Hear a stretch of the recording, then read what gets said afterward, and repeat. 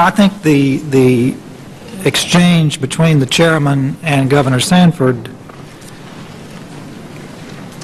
highlights the underlying philosophical discussion that needs to be had. Many of us, Mr. Chairman, as you know, and I've no doubt that you went through the same many hours of deliberation when we passed the $700 billion package of assistance to the private sector. Many of us voted for that very reluctantly because we were concerned about the precedent that set. We were concerned about the erosion of the clear distinction between the public sector and the private sector. And I think Governor Sanford, and your questions to the governor, bring to light the fundamental differences between states and the federal government and the responsibilities of each. And we have, to a great extent, over the past, say, 40 years or so, blurred what were traditional, fairly traditional lines, and some would say even constitutional lines, between state responsibilities and federal responsibilities. And what many are suggesting here today is that we blur those lines even further, Mr. Chairman. And I have concerns about that.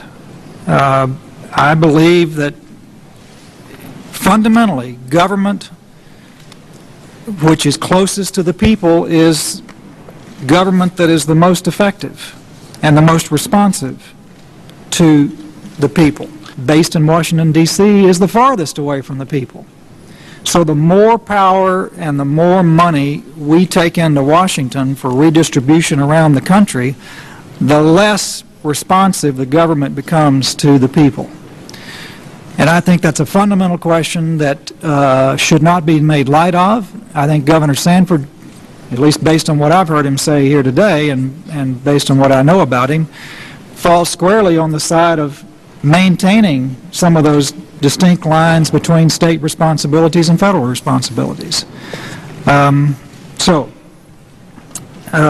Sanford, I'd just like for you to share with us, I know that your state has not been immune to the economic conditions prevalent around the country, and that you too are facing a budget shortage in your state. Can you share with us some of the steps that your state government is taking to rectify the situation, to close that budget gap? Yes, the House and Senate came back in. They dealt with the budget shortfall the old-fashioned way, and that is they made cuts. They've submitted those cuts to me. I have until tomorrow to dispense with those cuts or veto some portion thereof. It's more than $400 million worth of real cuts that the body's made in bipartisan fashion. And so I guess my simple point is this. Can you give us some examples of those cuts?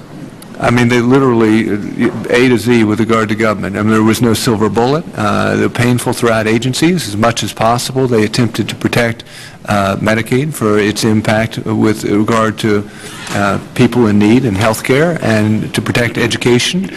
So there were more moderate cuts there. There were very substantial cuts in sort of a whole host of other areas of government.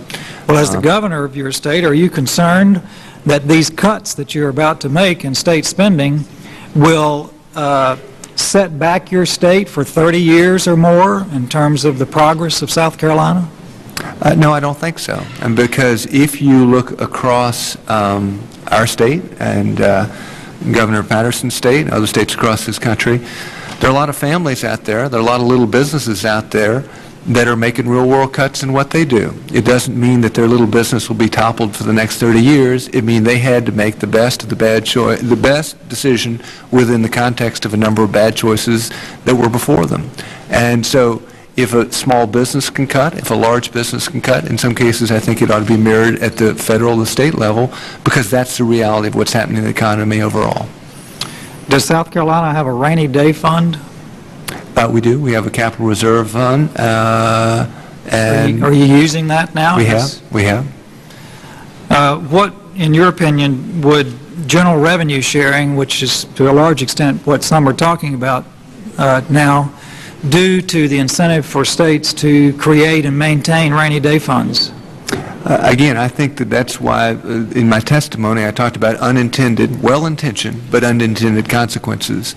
And for the states that have been more fiscally prudent, for the states that have set aside rainy day funds, for the states that have exhausted those rainy day funds, there would be the same effect that many people feel out there and saying, wait, Wall Street's being bailed out, but I'm not being bailed out for a poor decision that I may or may not have made. And if I might get back to just what the chairman was getting at just a moment ago, because we do see it through a different point of view, and I respect your point of view, but what I'm saying is this: the way that you want to frame the question, because you're a very smart guy and you want to get it framed within the context that you want to frame it, is should government be involved or not, for instance, with regard to federal disaster.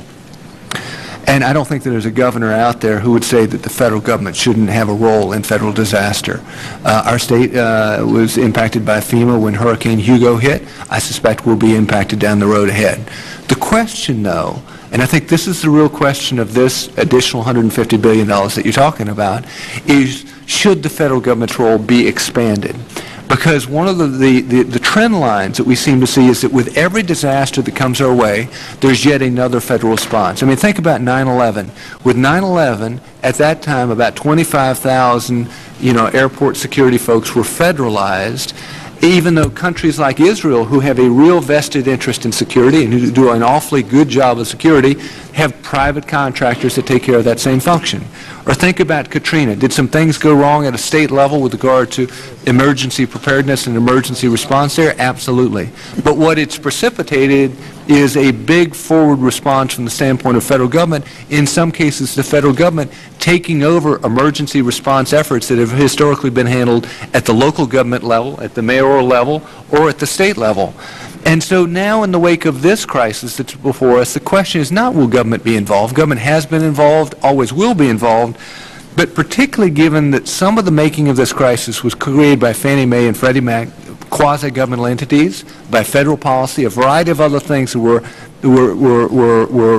in play at a federal level, should the response be yet another growing of federal government's role and scope in every one of our lives? And I fall on the side of believing very strongly that that would create very strong negative unintended consequences with the expansion. Not again, present involvement, but the expansion, particularly in light of the $52 trillion worth of liabilities the federal government already has.